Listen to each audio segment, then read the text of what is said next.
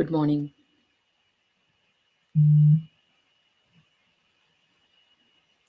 Happy greetings to one and all.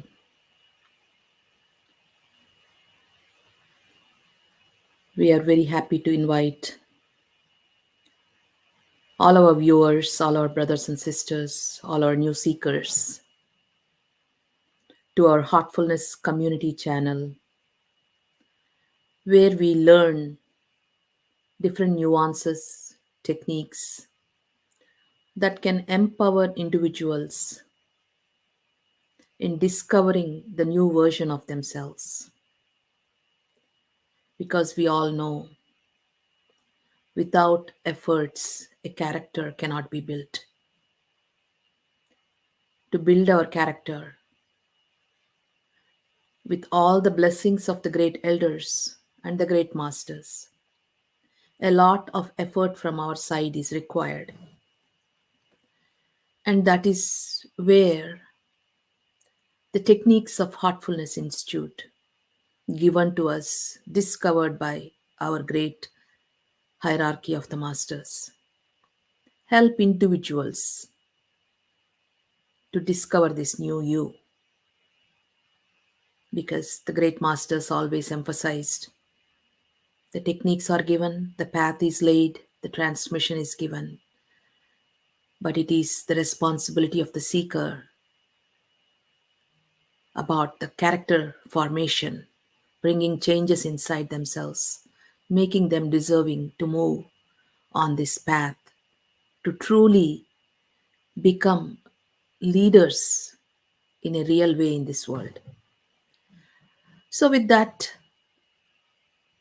goal as mind in our minds to bring these changes, bring this transformation, and truly feel empowered where we do really have the power of the mind in our hands, in our commands, the clarity in our commands, the purity of our heart shining on our faces, and absolute humility backed by courage. All these characteristics develop gradually in the human being because they are hidden gems inside ourselves, and as we remove the impurities, our true nature, true character starts to shine. For this, Sage Patanjali has given codified a way of life. Patanjali Yoga Sutra was given as a code of life for human beings to bring transformation inside themselves, to come to that state of balance. And it stops near mastering the heart region, where we master our character. Revered Babuji, in this lifetime, gives us 10 maxims, the way of living that we can adopt to truly bring about the changes that we are looking for. And Revered Daji says that the 10 maxims are equivalent to the 5 codes of Patanjali Yoga, starting with Yama, Niyama, Asana, Pranayama, and Pratyahara. And when these aspects are stabilized in us, the third, the last part, the 3 parts, dharana, dhyana, samadhi, known as sanyama, we are able to master them. Without the foundation of the house cannot stand. Without the character, we cannot withstand the journey because the journey is all about purification of the self, traversing in higher dimensions within our own self. So, Babuji begins with the first maxim saying, rise before dawn, offer your prayer and worship at a fixed time, fixed place, and preferably before sunrise. And in this maxim, he states that this is the first step of initiation on the path. And I pondered on that statement a lot. What is initiation? Initiation is a new beginning to a new way of life, to a new dimension. And this initiation is at different levels. It's like your mother or father giving you GPS, where you get directions before they send you off to college. They buy you a car, they put gas in it, they pay for the college fee. But it is you who has to get in that car and start that engine going towards that goal. Without that first step of you getting in that car and starting the engine, the journey does not begin. And that is why Babuji called this first step as initiation, because without us waking up before sunrise, fixing a place, fixing a time, having attention to the purity of the body and the mind, we cannot really take this journey of transformation. It is, I heard once in a video where a military person is saying that if you do not wake up in the morning and make your bed, you don't begin the day right. You have to make your bed. That is what shows that you are alert and you are ready for the life ahead of you. So, also, those of us who are on the path of spirituality or the path of self transformation, self realization, self perfection, who are on the way to discovering the best version of ourselves, the new you, as we call, we have to begin the day with meditation, with certain principles. And in this maxim, revered Babuji talks very deeply into this subject. So instead of sharing our own thoughts, let us hear from what the great masters have to say about this. And I will share my PowerPoint, and we will all learn together, understand together, journey together, so we can actually implement this aspect of the practice, which is the beginning, into our lifestyle.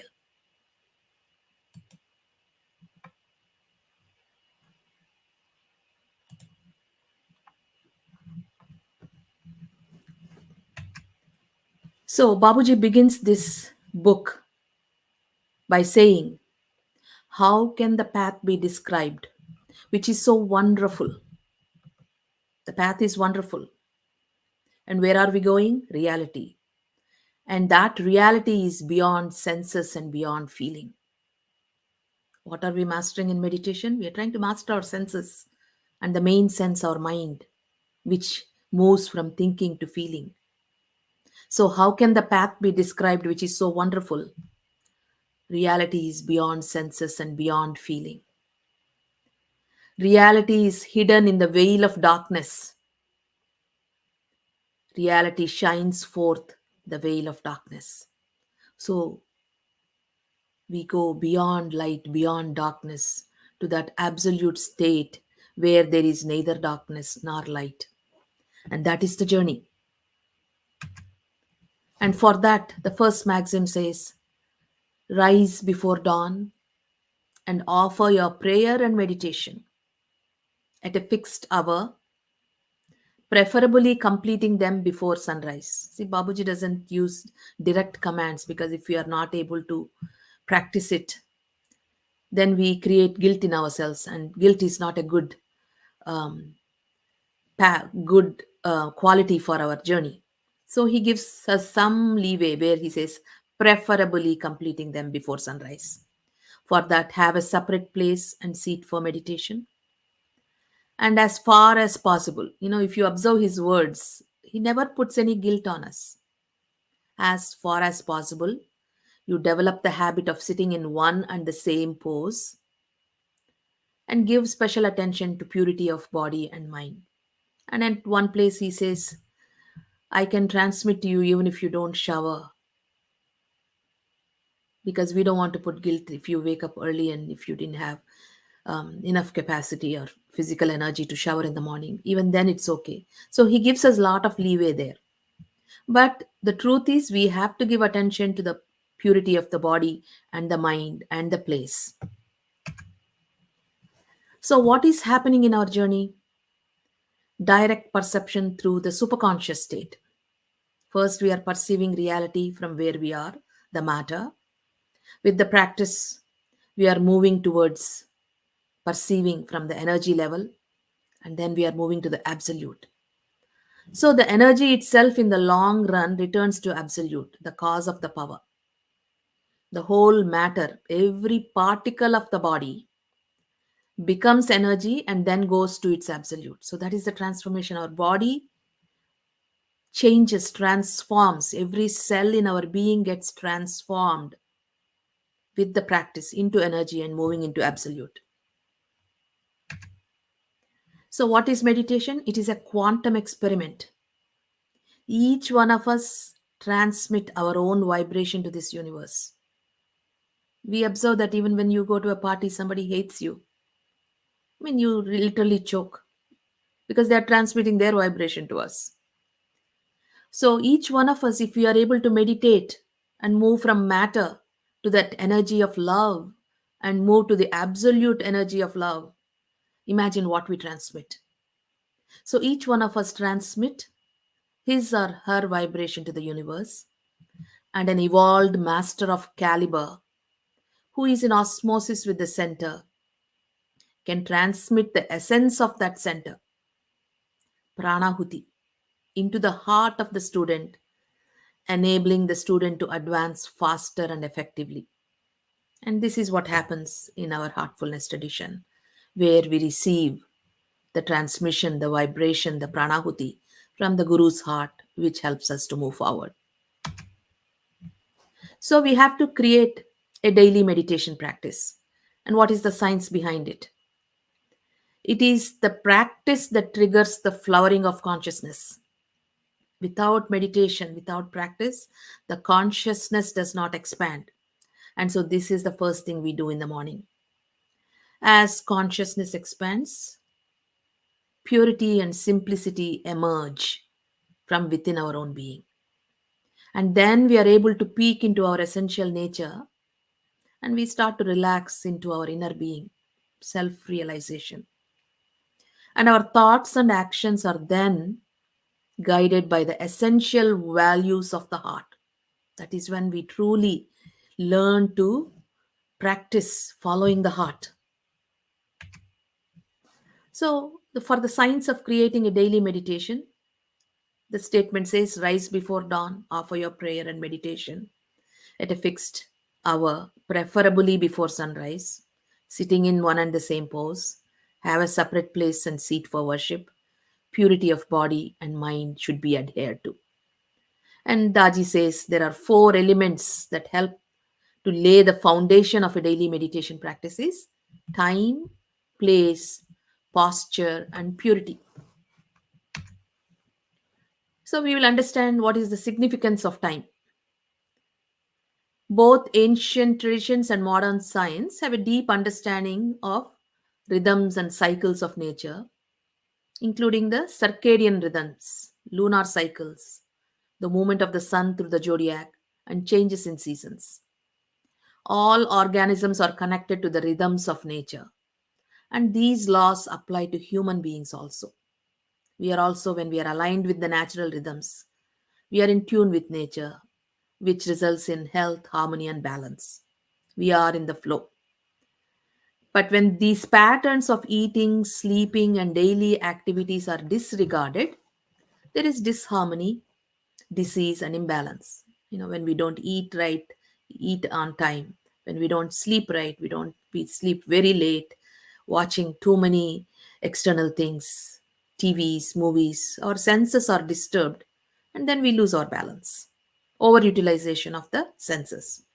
So, the first principle is about setting our lifestyle to be in tune with nature first thing in the morning. It is like you energizing yourself for the day ahead. And Babuji discovered that the ideal time to meditate is just before dawn, culminating in the moment when the night meets the day. At this time, the flow of energy in nature is almost still.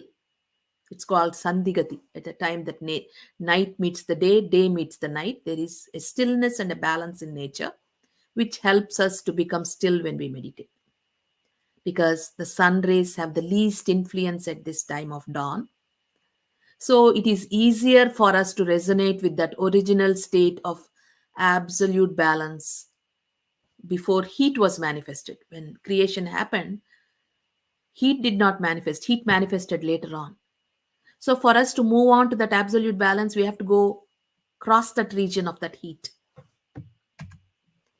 So, this is called Sandigati, the time when the external heat begins to subside, yielding place for the cooler effect to settle in, or the meeting point of the two is known as Sandigati.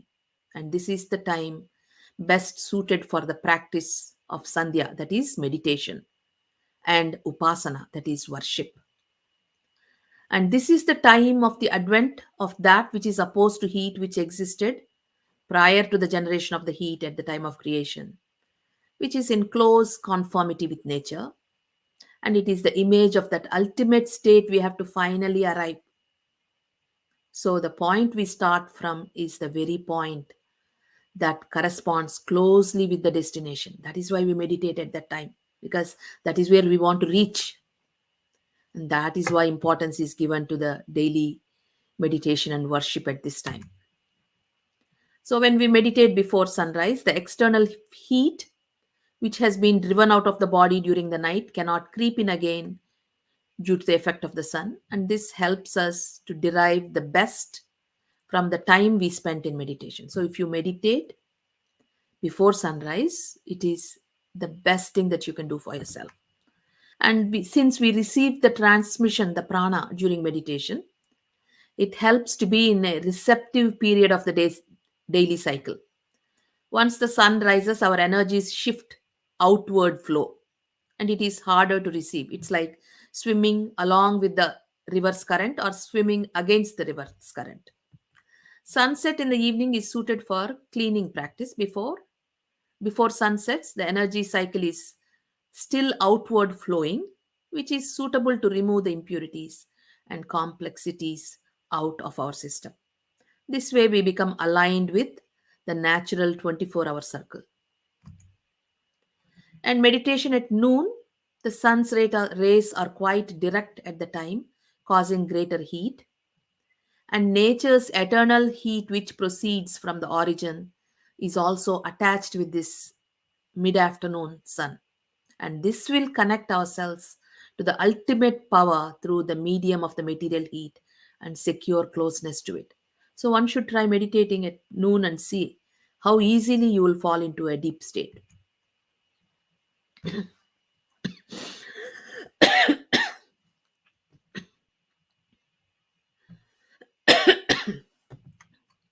And Babaji talks about space. First is time, then it is space. It is advised that a separate place must be reserved for each type of work so that the relevant thoughts conducive to the nature of the work may spring up on arriving at this place. It's like this, even when we go to a pub or dance, when the music is going on, even before you enter the dance floor, everybody starts to move. Even old people like us, we start to move because the music does that, that vibration does that to you. So, also, when we meditate in a particular place every day, we charge our place with that atoms. And so, when we enter that space the next day, without much efforts, we are able to fall into meditative state. So, that's why the place we meditate is charged with our thought force, and a feeling of sanctity begins to prevail. Because I notice that when I'm in my foyer and when I enter my meditation room, I see a big difference. It's like entering from heat into an air conditioning room. And as we meditate regularly, we ourselves will start noticing that, and our faith increases. And it depends on our capacity to expand as much as we can, because there is contraction and expansion in each layer. So the effect thus continues to develop and expand.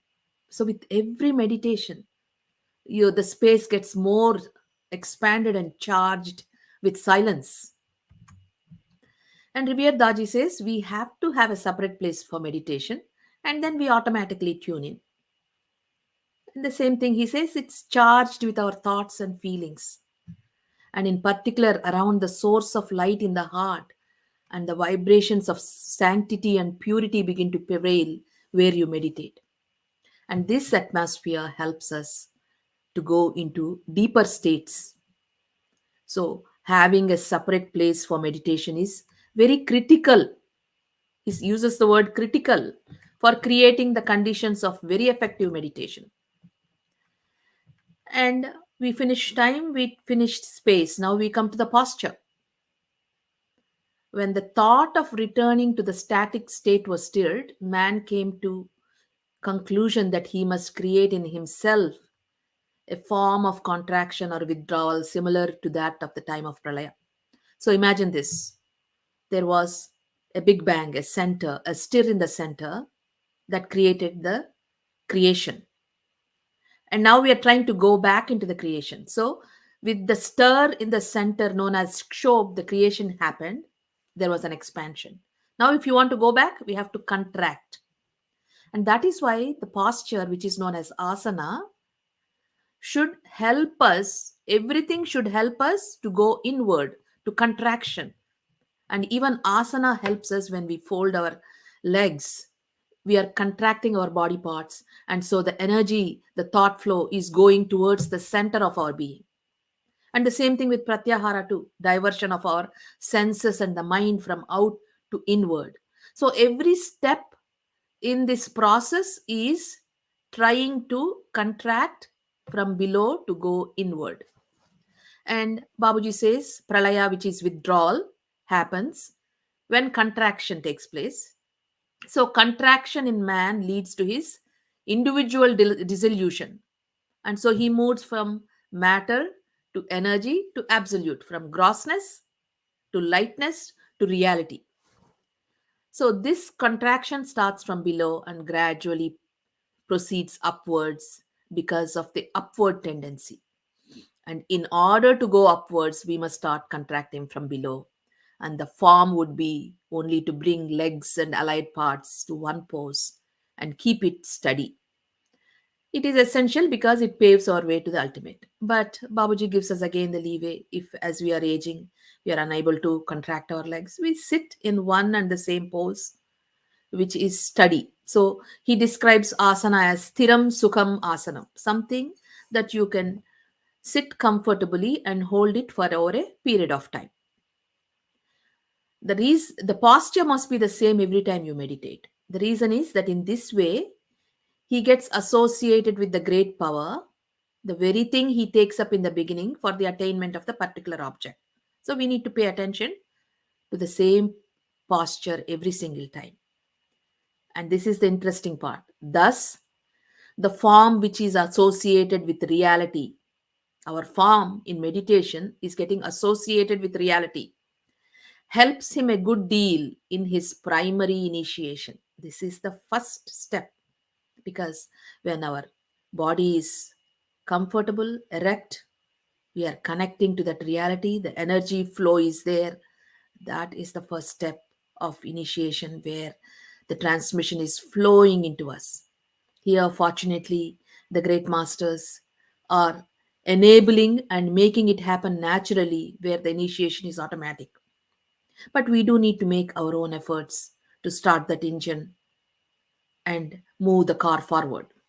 So, upright posture is advantageous for the flow of divine grace descending straight upon the seeker.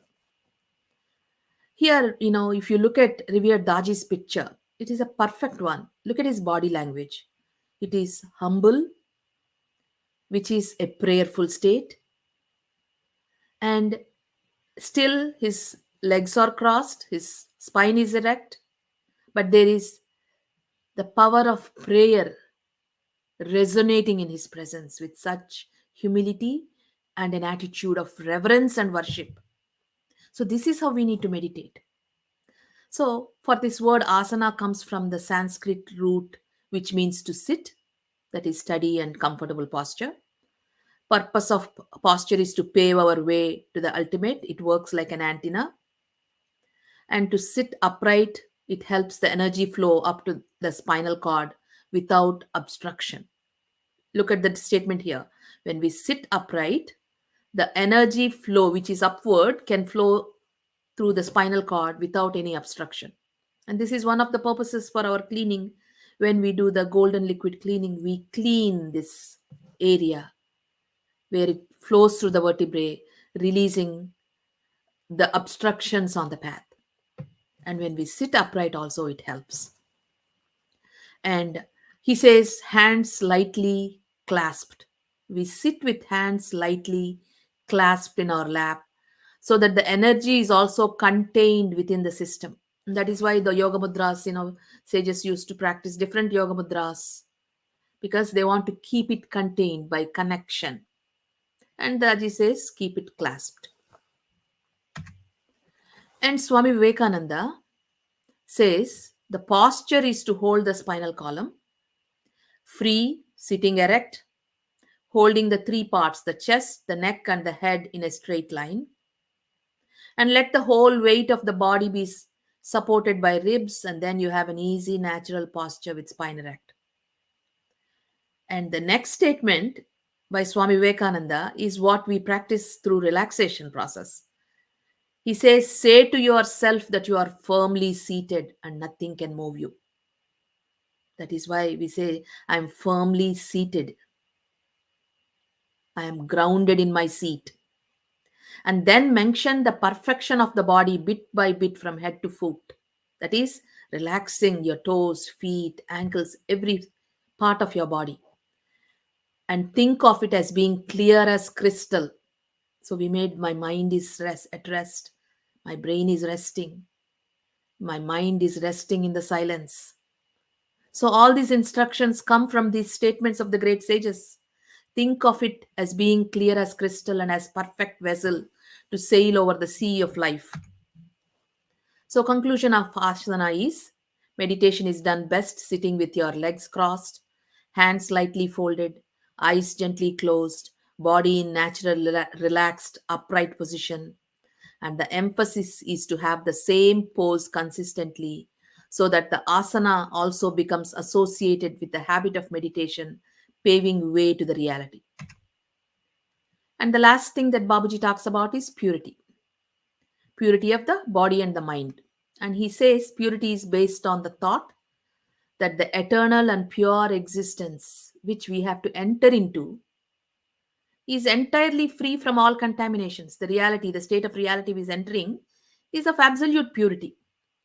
So the highest standard of purity is free from what are the things that it's free from? It's free from impurities, which is known as mala, distortions, which is known as vikshepa, coverings, which is known as avarana. So we resort to internal purification and the external ways too begin to help us. So if you can be so dirty and smelly and come and sit for meditation because you can smell yourself. So you shower and when you sit, because then it is another distortion for you. Your mind is disturbed by your own impurities. And combined together with the body and the mind's purity will immensely help us. And when both get harmonized with each other, it becomes a power. Purity becomes a power which makes our path all the way smoother and we go on soaring high. Thus, our feeling of purity helps us in observance of the prayer, meditation, which is known as sandhya, and upasana, which means worship. That is why we enter into the Sacred Heart with reverence. And by following it, we begin to draw in power which we have to attain in due course. And revered Daji says, give special attention to purity of body and mind. The feeling of purity itself becomes a power, making our path smooth to soar high.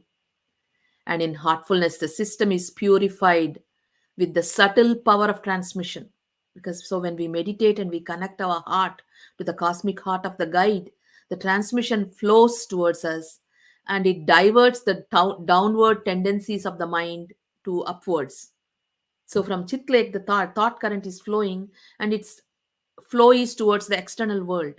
The transmission diverts that flow from the external world to the soul, to the inner goal. And that's why we are able to meditate better when we meditate with the transmission. So, what is the reflection on principle one? Daily habit. The four elements of time, space, posture, and purity come together to support the habit of daily morning meditation. Second thing, automation.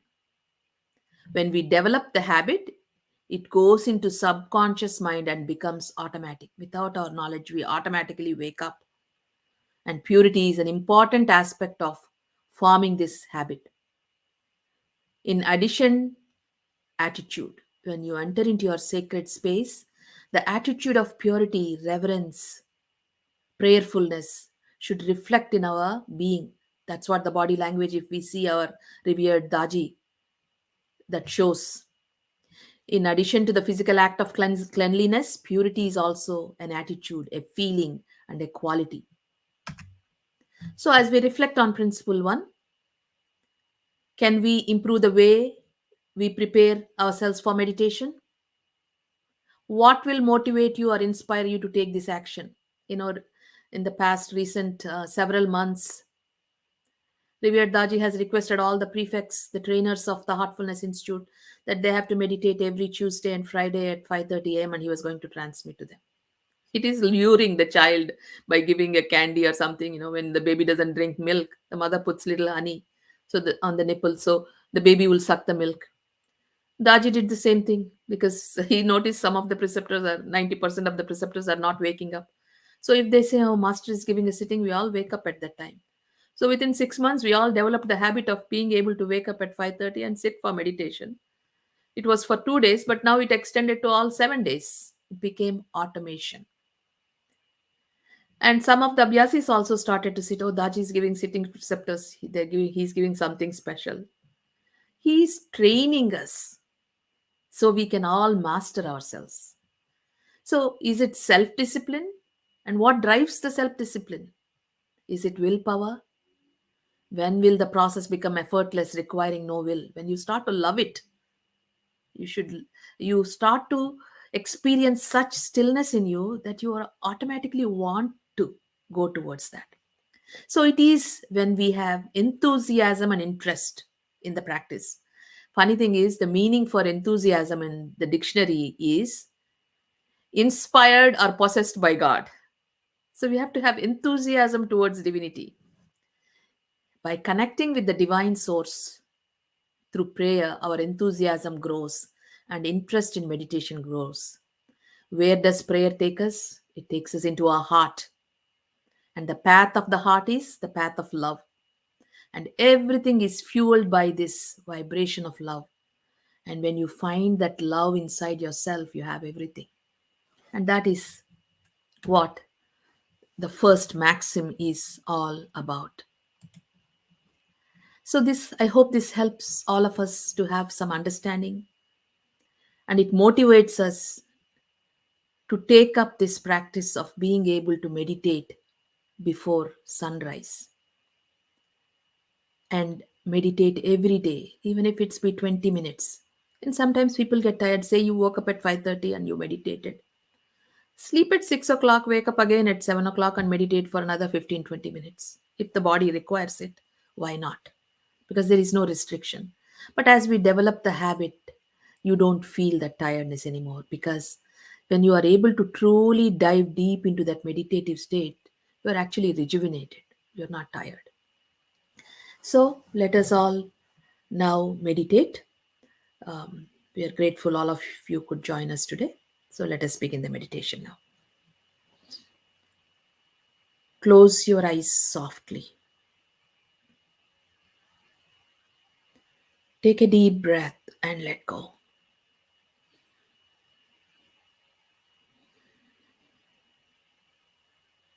Feel grounded to the earth.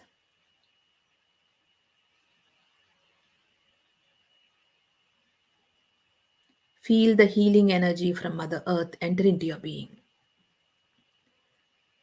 And begin with relaxing your toes, feet, ankles, and your legs. Be aware of your legs. Relax your legs. Take another deep breath and let go.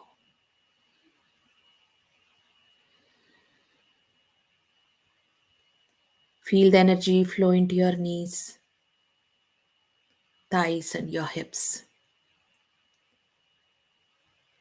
Swami Vivekananda says, feel firmly grounded in the seat.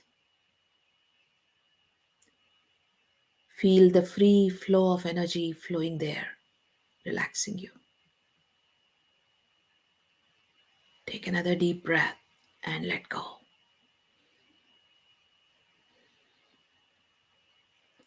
Feel the energy flow into your lower back and into your upper back. Relax your entire back. Keeping your spine erect, bring your awareness to your stomach muscles. Feel the energy flow there. Take a deep breath and let go gently.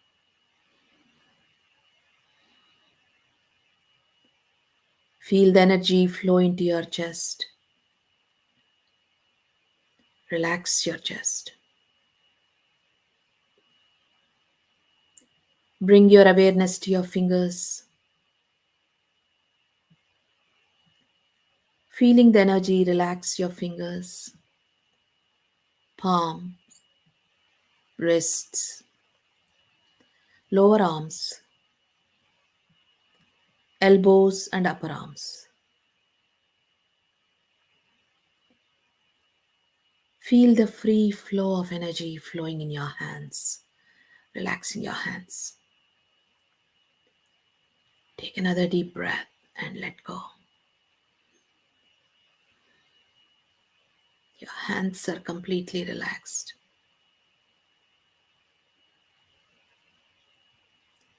Bring your awareness to your shoulders. Feel the stress melting away. Relax your shoulders.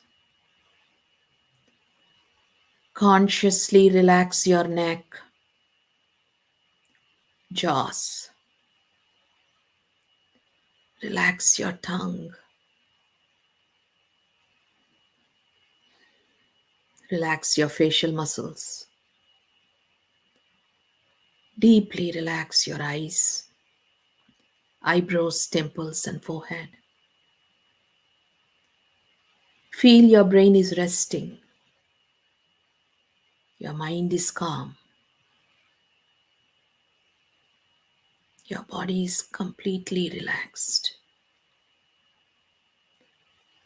Bring your awareness to your heart. Feel your heart. Leave everything outside and enter your sacred space. Bring yourself to a state of humbleness in prayer.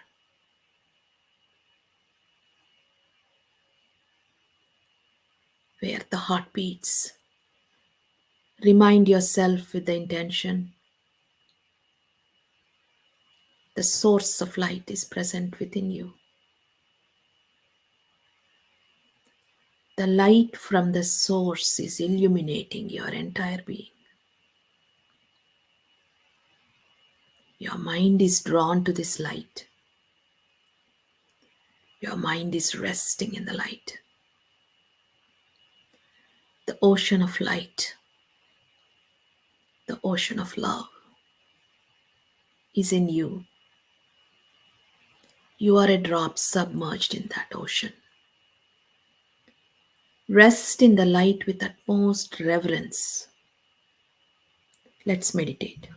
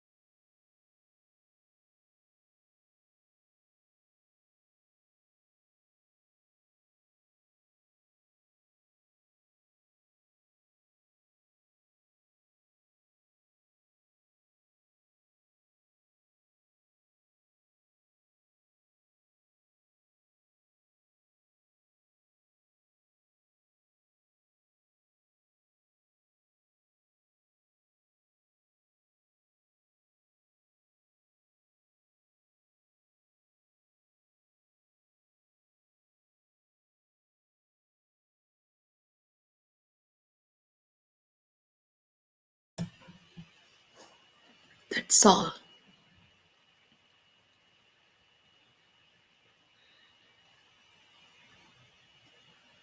Feel the calmness spread throughout your being.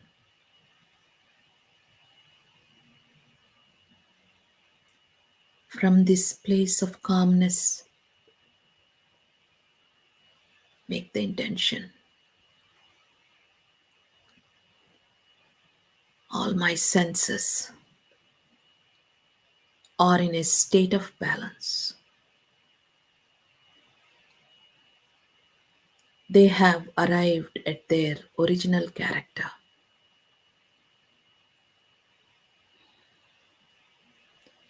All my feelings are in silence.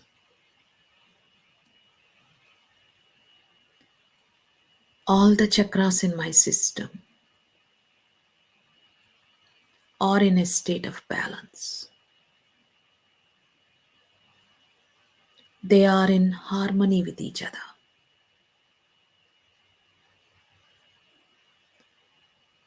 Every cell in my being is imbued with love. Every cell in my being is absorbing the silence. I am complete. Feel the calmness spread throughout your being. You may open your eyes when you are ready.